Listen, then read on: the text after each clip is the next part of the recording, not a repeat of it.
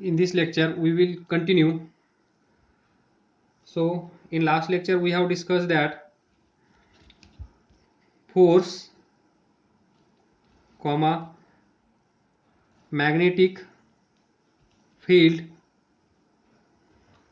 and magnetic field, force and current are perpendicular to each other. Then there are two possibilities, that is force is maximum or minimum.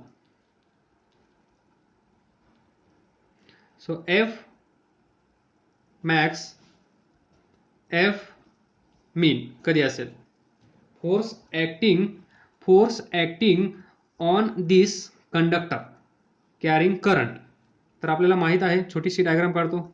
Conductor, this is magnetic field, direction of current, in this direction force is exerted on this conductor carrying current. तर हा force maximum कधी असेल आणि हा force minimum कधी असेल हे आपल्याला डिस्कस करायचं राहून गेलं मागच्या लेक्चरमध्ये. तर पहा, this three are perpendicular to each other. याचा तर प्रश्न सॉल्व्ह झाला आहे, हे तुम्हाला पाठ पण झाला असेल. दिस परपेंडिक्युलर आणि आय आणि बी, आय आणि एफ एकमेकांना परपेंडिक्युलर. तर मॅक्सिमम कधी असेल तर पहा, ज्यावेळेस force exerted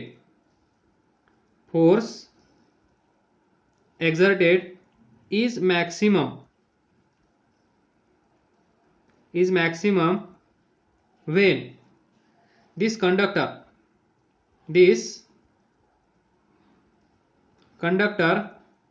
is perpendicular to magnetic field.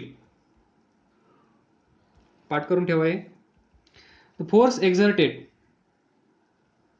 F is maximum when this conductor means this is perpendicular to magnetic field. म्हणजे मॅग्नेटिक फील्ड असे असेल, कंडक्टर असाच असला पाहिजे, त्याच वेळेस याच्यावर जो फोर्स एक्झर्ट होणार आहे तो कसा असेल, मॅक्सिमम असेल. Then minimum, this is conductor, this is magnetic field and this is force exerted on this conductor. तर हे तीन एकमेकांना परपेंडिक्युलर आहेत, हे तुम्हाला माहित आहे. तर F mean that is 0 or no force acting on this conductor. म्हणजे हा कंडक्टर ना इकडे जाणार ना इकडे जाणार, तो आहे त्याच ठिकाणी राहणार. अशी सिच्युएशन म्हणजेच no force acting on this conductor. हे केव्हा घडेल? हा मूव्ह होऊ शकतो जर याच्यावर फोर्स अप्लाय केला गेला तर, आणि तो मॅक्सिमम फोर्स कधी असतो ही कंडिशन आपण पाहिली. हा कंडक्टर या मॅग्नेटिक फील्डला परपेंडिक्युलर असला पाहिजे. This conductor is perpendicular to magnetic field, but for no force acting on this conductor कधी असेल? तर ही कंडिशन लक्षात ठेवा. No force acts on current carrying conductor when this conductor is parallel to magnetic field. लक्षात ठेवा, म्हणजे parallel असल्यानंतर झिरो फोर्स, परपेंडिक्युलर असल्यानंतर F मॅक्स, इथे F मीन म्हणजेच 0. या दोन कंडिशन लक्षात ठेवा. देन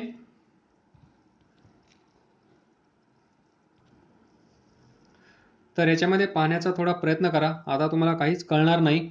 जर हे 2 लेक्चर एकाच वेळेस पाहिले तर तुम्हाला समजेल. म्हणजे हे सुरुवातीला फ्रेश फिगर, आता ओव्हर राईट झालेली फिगर. तर याच्यामध्ये पहा, मगाशी मी डिस्कस केलं होतं, जर या वायरमधून जाणारा करंट म्हणजे त्या करंटची डायरेक्शन जर चेंज केली तर हा फोर्स जो आहे या फोर्सची डायरेक्शन चेंज होती. हे आपण पाहिलं. That is direction of force on current carrying conductor placed in magnetic field can be reversed by reversing the direction of current flowing in the conductor. हे आपण पाहिलं. त्यानंतर सेकंड, या वायरमधून जाणारा करंट याच डायरेक्शनमध्ये ठेवा. जर तुम्हाला या फोर्सची डायरेक्शन चेंज करायची असेल, म्हणजे या वेळेस या साईडला या वायरला खेचत आहे, तर तुम्हाला या वायरला इकडे खेचायचं असेल या डायरेक्शनमध्ये, या साईडला ही जी कंडक्टर आहे याच्यातून करंट डाऊनवर्ड आहे, त्यावेळेस ही वायर इकडे खेचली गेली. जर याची डायरेक्शन आपल्याला चेंज करायची असेल तर आपण काय करतो, या वायरमधून जाणारा करंट त्याची डायरेक्शन चेंज करतो. पण डायरेक्शन चेंज करायची नसेल करंटची, पण तुम्हाला फक्त फोर्सचीच डायरेक्शन चेंज करायची असेल तर पहा, हा नॉर्थ इकडे घेऊन या आणि हा साऊथ इकडे घेऊन या. म्हणजेच हा यू शेप मॅग्नेट रिव्हर्स करा. नॉर्थला साऊथ बनवा, साऊथला नॉर्थ बनवा. मग या वायरमधून जाणारा करंट त्याची डायरेक्शन जरी सेम ठेवली तरी आपण या फोर्सची डायरेक्शन चेंज करू शकतो. म्हणजे आपल्याकडे 2 ऑप्शन आहेत या फोर्सची डायरेक्शन चेंज करण्यासाठी. एक तर डायरेक्शन ऑफ करंट चेंज करा किंवा नॉर्थ अँड साऊथ पोल यांना रिव्हर्स करा. नॉर्थला साऊथ बनवा, साऊथला नॉर्थ बनवा. त्यांनी पण आपली डायरेक्शन चेंज होईल. हे आहेत 2 conclusion last from this topic. तर हे 2 कन्क्लुजन लिहून घ्या. इथून पुढे व्हिडिओ पळवा. डायरेक्ट कंप्लीट झाल्यानंतर थांबा. The direction of force on current carrying wire or conductor placed in magnetic field can be reversed by reversing the direction of current flowing through conductor. Second, इथे लिहा, how to change direction of force. तर पहिला option तुमच्याकडे असा असेल. दुसरा option काय असेल, the direction of force on current carrying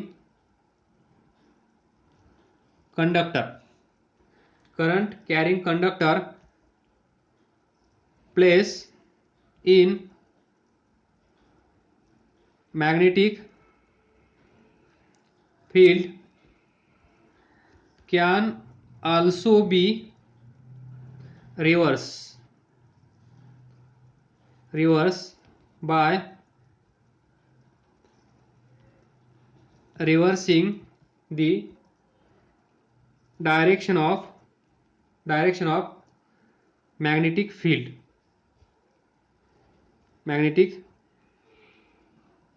म्हणजेच north to south, this is direction of magnetic field.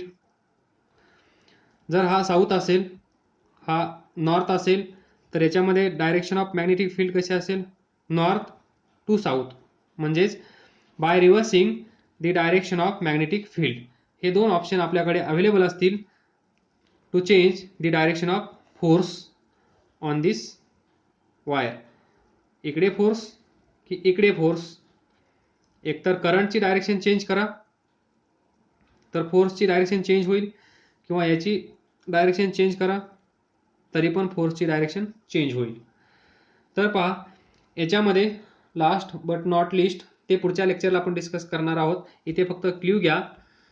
The direction of current, this direction of current in conductor and direction of magnetic field, this north to south direction of magnetic field, ज्याच्यामध्ये हा conductor ठेवला आहे त्या फील्डची direction जर आपल्याला माहित असेल तर आपण काय करू शकतो, याच्यावर जो फोर्स ऍक्ट होत आहे हा या डायरेक्शन मध्ये जातो की या डायरेक्शन मध्ये जातो हे आपल्याला माहित नाही, आपण गेस करू शकत नाही.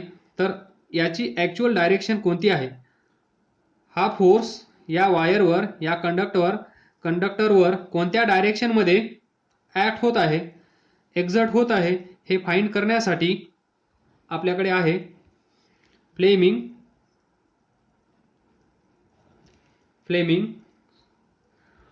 Left hand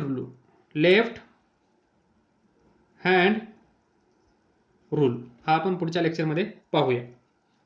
to find direction of this force, यालाच आपण म्हणतो मोशन. दोन्ही वर्ड लक्षात ठेवा.